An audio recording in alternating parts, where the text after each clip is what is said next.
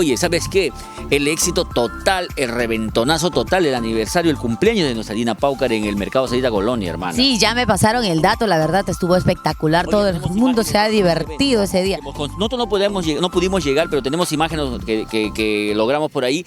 Se ve todo un concierto espectacular acompañando a nuestra diosa hermosa del amor y acompañando a Aguamarina, Armonía 10. Pucha, bacanazo. Estaba de todo, a pedir de boca, pues, ¿no? A pedir de los pies porque bailaron, zapatearon, hicieron de todo el público que Empezó asistió. Nuestra Armonía 10, de ahí subió nuestra Dina a las 12 y a las 3, 2 y media subió a Aguamarina.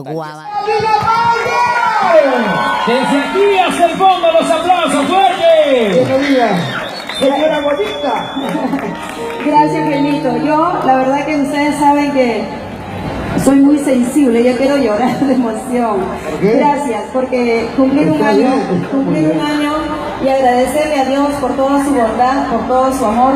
De verdad que no me cabe en el pecho ese agradecimiento grande que le tengo a nuestro Padre Celestial. Gracias por darme un año más de vida lleno de salud, de trabajo, con mucho amor en mi corazón, para querer cada día más a mi familia, valorando cada día más el trabajo que hace la empresa Festival Musical y amar a mis artistas también, porque tú sabes que a través de una cita con Dina y Famosos en la Mira estamos apoyando desinteresadamente a nuestros artistas con todo nuestro cariño y nuestro amor.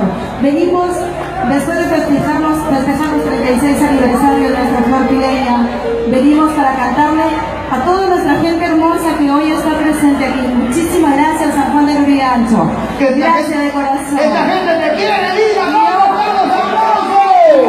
Y yo también. Mi agradecimiento es regalarle canciones y más canciones y más canciones. Y quisiera, por favor, le brinden fuerte las palmas para la orquesta que recorre todo el Perú. ¡Armonía 10! ¡Que se escuche la